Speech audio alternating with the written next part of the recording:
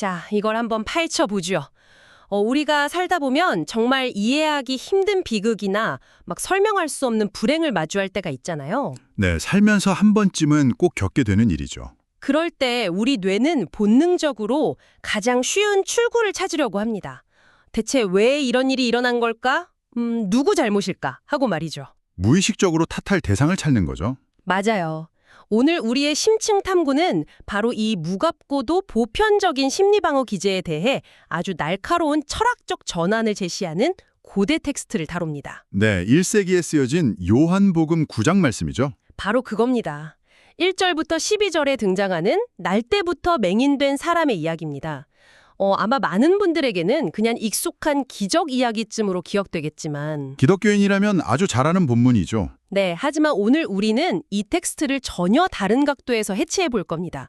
오늘의 본문에 의하면 단순한 사건 기록이 아니거든요. 맞습니다. 아주 치밀하게 짜인 문학적 장치들이 숨어 있습니다. 그래서 1세기 유대 및 로마 사회의 문화적 배경이나 헬라어 원문이 품고 있는 뉘앙스를 겹겹이 쌓아서 분석해 볼 텐데요. 네, 아주 흥미로운 작업이 될 겁니다. 이번 탐구의 핵심 미션은 이 오래된 텍스트가 어떻게 인간의 고질적인 그 책임 전가라는 틀을 깨부수는지 알아보는 겁니다. 과거의 트라우마를 미래의 목적으로 바꾸는 놀라운 통찰이죠. 네, 지금 이 흥미로운 이야기에 귀 기울이고 계신 여러분, 혹시 인생에서 이해할 수 없는 고난을 마주했을 때 누군가를 탓하고 싶었던 적이 있으신가요? 다들 그런 경험이 있으실 겁니다. 오늘 이야기는 단순한 2000년 전의 종교적 사건이 아니라 지금 우리가 타인의 고통을 어떻게 바라보고 소비하는지에 대한 아주 서늘한 거울이 될 겁니다. 그 지점이 바로 이 텍스트가 가진 진정한 폭발력이거든요. 폭발력이라? 구체적으로 어떤 면에서요? 보통 이 텍스트를 다룰 때 단순히 시각장애를 가진 사람이 기적적으로 눈을 떴다. 이 결과에만 집중하잖아요. 그렇죠. 와, 눈을 떴네, 대단하다 하고 끝나죠. 하지만 당시 역사적 맥락을 들여다보면 이 짧은 에피소드는 당시 사회를 지배하던 인과응보적 세계관에 대한 거대한 고발장입니다. 시작되는 배경부터가 굉장히 극적이고 상징적이잖아요. 네, 요한복음 7장과 8장의 흐름을 보면 알 수 있죠. 이 사건의 배경이 유대교의 가장 큰 축제 중 하나인 초막절입니다. 당시 예루살렘은 순례객들로 발 디딜 틈이 없었고요. 축제 분위기였지만 성전 안은 전혀 달랐습니다. 네, 성전 안에서는 예수와 종교 지도자들 간에 아주 격렬하고 위험한 논쟁이 벌어진 직후였죠. 군중들이 막 돌을 들어서 치려고 할 만큼 험악한 분위기였습니다. 일촉즉발의 긴장감 속에서 예수가 성전 밖으로 몸을 피하는 그 도망치는 길목에서 한 사람을 마주칩니다. 바로 태어날 때부터 앞을 보지 못했던 사람이었죠. 여기서 제자들이 던진 질문이 오늘 논의의 핵심을 관통합니다. 랍비여, 이 사람이 맹인으로 난 것이 누구의 죄 때문입니까? 자기입니까? 아니면 그의 부모입니까? 와, 이 질문 진짜 지금 들으면 엄청 무례한 거잖아요. 그렇죠. 여기서 매력적인 부분은 이겁니다.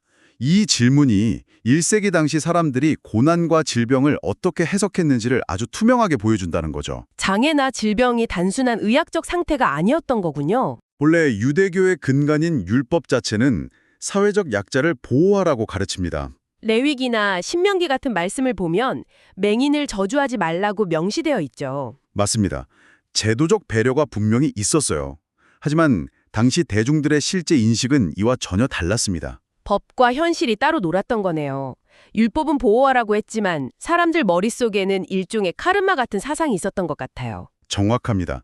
당시 이스라엘 사람들은 기근이나 전염병은 물론이고 개인이 겪는 나병 같은 질병조차도 하나님이 내린 형벌로 규정했습니다. 죄를 지었으니까 벌을 받는다. 아주 단순하고 폭력적인 논리네요. 네. 그런데 이 사람은 중간에 사고를 당한 게 아니라 날 때부터 장애가 있었잖아요. 태어나기도 전에 죄를 지을 수는 없으니까요. 그러니까 이들의 논리회로에서는 자연스럽게 부모 세대의 죄가 유전되어서 이 자녀가 벌을 받는 거다. 이렇게 결론을 내리는 겁니다. 그 유명한 이스라엘 속담 있잖아요. 아버지가 신포도를 먹었으므로 그의 아들의 이가시다. 맞습니다. 그런 선입견이 아주 팽배해 있었던 거죠. 제자들의 사고방식을 가만히 생각해보면요. 현대사회의 우리 모습과 본질적으로 하나도 다를 게 없습니다. 현대인들도 불행의 원인을 찾고 싶어 하니까요. 네, 누군가 큰 불행을 겪으면 우리는 무의식적으로 그 원인을 찾으려고 하잖아요. 저 사람은 평소에 식습관이 안 좋았을 거야, 라던가. 뭔가 무리하게 투자를 했으니까 저런 일을 당했겠지 하는 식이죠. 심리학에서는 이걸 공정한 세상 오류라고 부르거든요. 세상은 공정하니까 피해자는 뭔가 원인을 제공했을 거라 믿고 싶어하는 심리입니다. 그래야 나는 저런 실수를 안 하니까 안전하다 하고 스스로 위안을 얻을 수 있으니까요. 제자들의 이 질문은 타인의 고통을 대상화해서 자기 심리적 안정감을 얻으려는 방어 기제를 적나라하게 보여주네요. 아주 예리한 분석입니다. 타인의 고통을 공감의 대상이 아니라 신학적인 토론의 교보제로 전락시켜버린 거죠. 누구 잘못이냐, A냐, B냐, 계속 원인 규명에만 집착하고요. 바로 이 지점에서 예수는 그들이 설정한 질문의 프레임 자체를 완전히 산산조각냅니다. 아, 그 파격적인 대답이요. 이 사람이나 그 부모의 죄로 인한 것이 아니라 그에게서 하나님이 하시는 일을 나타내고자 하심이라. 네, 이 대답이 관점의 대전환을 가져옵니다. 진짜 원인에서 목적으로 시선이 완전히 옮겨가네요. 그런데 이 구절 자칫하면 굉장히 잔인하게 들릴 수도 있을 것 같아요. 어떤 점에서 그렇게 느끼셨나요? 마치 하나님이 자신의 능력을 과시하려고 한 사람을 평생 맹인으로 살게 만들었다 이렇게 오해하기 딱 좋잖아요. 그 점이 이 텍스트를 해석할 때 가장 주의해야 할 부분입니다. 만약 그렇게 해석하면 그건 고통받는 이들에게 또 다른 폭력이 됩니다. 너의 고통은 다 뜻이 있어서 그런 거야 하면서 억누르는 폭력이요. 네, 자료를 근거로 종합해보면 이 말씀은 고통의 기원을 설명하는 게 아닙니다.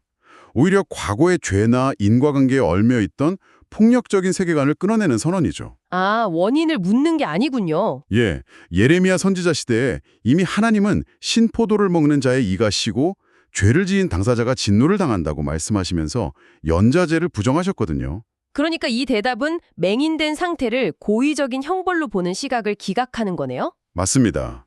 이건 아주 중요한 질문을 던집니다. 예수는 이 고통스러운 현실조차도 새로운 의미와 목적을 부여받을 수 있는 무대로 삼으시겠다는 강한 의지를 표명한 겁니다. 누구를 탓할 것인가가 아니라 이 비극적인 상황 속에서 앞으로 무엇을 창조해낼 것인가에 집중하는 거군요. 철학적으로 엄청난 패러다임의 전환이죠. 네, 그리고 이어서 예수가 굉장히 다급한 어조로 말합니다. 때가 아직 낮음에 나를 보내신 이의 일을 우리가 하여야 하리라. 밤이 오리니 그때는 아무도 일할 수 없느니라 라고 덧붙이시죠. 여기서 빛과 밤이라는 대비가 등장하는데 텍스트 분위기가 갑자기 확 조여지는 느낌이 듭니다. 그 긴박감은 헬라어 원문을 보면 더 명확해지는데요. 여기서 주목해야 할 두 단어가 있습니다. 첫째는 우리를 뜻하는 헬라어 대명사 헤마스입니다. 아, 내가 아니라 우리가요? 네, 문장 맨 앞에 위치해서 강하게 강조되고 있습니다. 예수는 혼자 하겠다고 하지 않고 방금 전까지 타인을 정죄하던 제자들을 묶어서 우리가 해야 한다고 선포합니다. 방관자이자 비평가로 서 있던 제자들을 곧바로 문제 해결의 주체로 끌어들이는 거네요. 관전석에 있던 사람들을 경기장 안으로 집어넣어버린 셈입니다. 진짜 멋진 표현이네요. 두 번째 단어는 뭔가요? 하여야 하리라로 번역된 대이라는 조동사입니다. 이건 단순한 권유가 아니라 신적 당위성, 즉 반드시 해야만 한다는 뜻입니다. 머지않아 십자가 사건이라는 밤이 세상을 덮칠 텐데 아직 낮이 주어졌을 때 세상에 빛을 비추는 일을 필사적으로 해야 한다는 선언이군요. 네, 빛의 사역에 제자들을 동참시키는 겁니다. 그래서 즉각 행동에 나섭니다.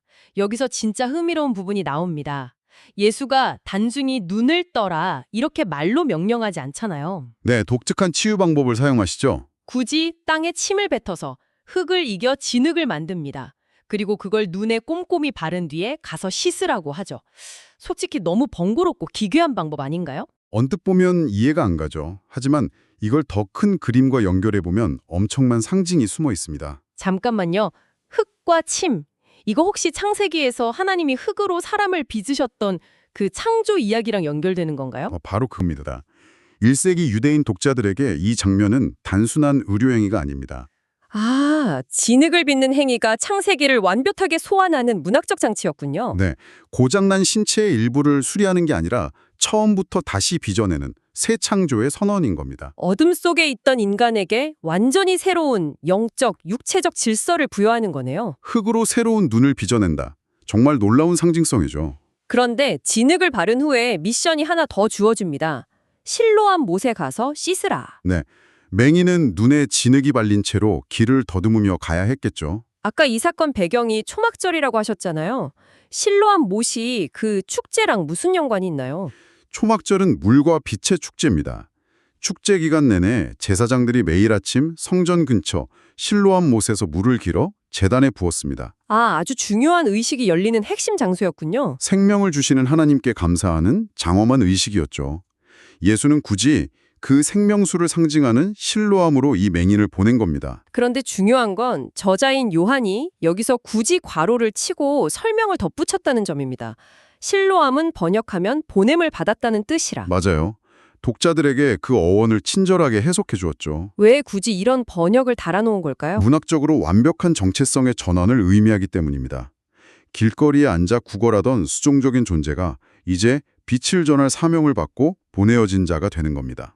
와, 사도, 즉 보냄을 받은 자로 정체성이 뒤바뀌는 극적인 전환점이네요. 단순히 시력을 얻기 위해 간 게 아니라 정체성을 완성하기 위해 파송된 겁니다.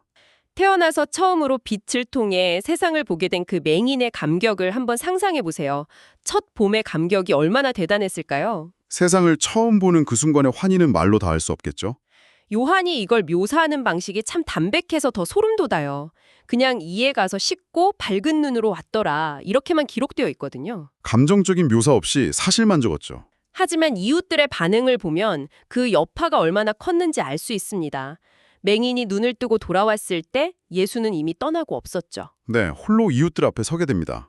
그런데 이웃들 반응이 축하가 아니라 혼란 그 자체였어요. 저 사람 맨날 길바닥에서 구걸하던 그 사람 아니야? 아니다, 비슷하게 생긴 사람이다 하면서요. 평생을 이웃으로 살았는데도 부정해버리죠. 이게 아까 말씀하신 인간의 심리랑 또 연결되는 것 같아요. 누군가 내 머릿속에 불행한 사람으로 카테고리화되어 있었는데 갑자기 당당한 모습으로 나타나니까 받아들이지 못하는 겁니다. 자신들의 인지체계가 깨지는 걸 불편해하는 거죠. 이때 예전 맹인이었던 그가 직접 입을 엽니다. 내가 그라. 이 대목에서 신학적 깊이가 정점을 찍습니다. 내가 그라, 헬라어로 에고에임입니다. 에고에임이요? 네, 요한복음에서 에고에이미는 아주 특별합니다. 나는 세상의 빛이다. 나는 생명의 떡이다. 처럼 예수의 신적 정체성을 드러낼 때 사용되는 관용구거든요. 잠시만요. 그러면 예수가 자신의 신성을 드러낼 때 썼던 그 무거운 표현을 지금 구걸하던 사람 입을 통해 말하게 했다는 건가요? 네, 저자의 고도의 문학적 의도입니다. 과거의 비참한 상태에 갇혀있던 인간이 이제 예수 안에 들어와 새로운 정체성을 얻었음을 시사하는 거죠. 나는 과거의 그 사람이 아니다. 완전히 새로운 존재다. 라는 선언이군요. 사람들은 여전히 껍데기만 보지만 그는 이미 전혀 다른 차원의 정체성을 가지게 된 겁니다. 혼란에 빠진 무리들은 멈추지 않고 묻습니다. 그럼 네 눈이 어떻게 떠진 거냐? 네, 여기서 맹인이 대답하는 과정이 아주 흥미롭죠. 예수라 하는 그 사람이 진흙을 이겨 바르고 나더러 씻으라 하기에 라고 대답하는데요. 아직 예수를 메시아라고 부르지 않고 예수라 하는 그 사람이라고 지칭합니다. 아주 현실적인 전개입니다. 맹인 상태에서 예수를 처음 만났고 눈을 떴을 땐 이미 예수가 떠난 뒤였으니까요. 아, 육안으로 예수를 본 적이 한 번도 없는 거네요. 네, 그래서 니고데모나 사마리아 여인처럼 그가 예수를 온전히 알아가는 데는 시간이 좀 필요합니다. 그렇지만 자기가 경험한 사실만큼은 한치의 타협 없이 담대하게 증언하고 있어요. 점진적으로 영적인 눈을 떠가면서 빛의 증인 역할을 충실히 감당하고 있는 거네요. 맞습니다. 그래서 이 단락은 9장 전체의 도입부로서 아주 중요한 역할을 합니다. 누가 진짜 맹인인가에 대한 대조가 명확해지죠. 네, 눈을 뜬 육체적 맹인과 빛이신 예수를 보고도 거절하는 유대 종교 지도자들의 무지를 날카롭게 대조합니다. 종교 지도자들은 두 눈을 시퍼렇게 뜨고도 눈앞에서 벌어지는 새 창조를 부인하니까요. 자발적 맹인들이네요. 타인의 고통을 정죄의 도구로 삼는 그 시선이야말로 진정한 어둠이라는 사실을 정리해 주는 겁니다. 그래서 이게 다 무슨 의미일까요? 오늘 우리는 정말 많은 것을 해체해 보았습니다. 인간의 얄팍한 방어 기제를 완전히 뒤집어 놓은 시간이었죠. 네, 타인의 고통을 과거의 죄로 환원하려는 폭력적인 시선을 넘어 그 현실을 통해 미래지향적인 하나님의 뜻, 즉 새 창조를 발견하는 엄청난 관점의 전환을 배웠습니다. 청취자 여러분들도 살면서 아무리 고통스러운 현실을 마주하더라도 누군가를 탓하기보다는 이것이 주의 뜻을 나타내는 조건이 될 수 있음을 기억하셨으면 좋겠습니다. 맞습니다. 자, 이제 오늘 탐구를 마치며 여러분께 마지막 생각거리를 하나 던져드리고 싶습니다. 어떤 질문인가요? 오늘 이야기 속의 남자는 태어나서 처음으로 빛을 보고 기뻐서 돌아왔잖아요. 그런데 정작 자신의 눈을 뜨게 해준 구원자는 눈앞에 없고 자신을 의심하는 이웃들만 가득했습니다. 철저히 혼자가 된 거죠. 참 외롭고도 차가운 현실을 맞이한 거네요. 만약 여러분이 인생에서 어떤 획기적인 깨달음이나 변화의 빛을 경험했다고 가정해 보십시오. 그런데 주변 세상은 여전히 여러분의 과거 모습만 기억하고 여러분을 실패자의 프레임에 가두려고만 합니다. 현실에서 충분히 일어날 수 있는 일이죠. 여러분은 눈을 뜨고 맞이한 이 외롭고도 새로운 현실을 어떻게 살아내시겠습니까? 다른 사람들의 편견에 굴복하지 않고 그 새롭게 발견한 정체성을 어떻게 지켜내실 건가요? 아주 묵직한 질문이네요. 각자 이 질문에 대한 답을 치열하게 고민해 보시길 바라며 오늘의 심층 탐구는 여기서 마치겠습니다. 지금까지 함께해 주신 여러분 감사합니다. 감사합니다.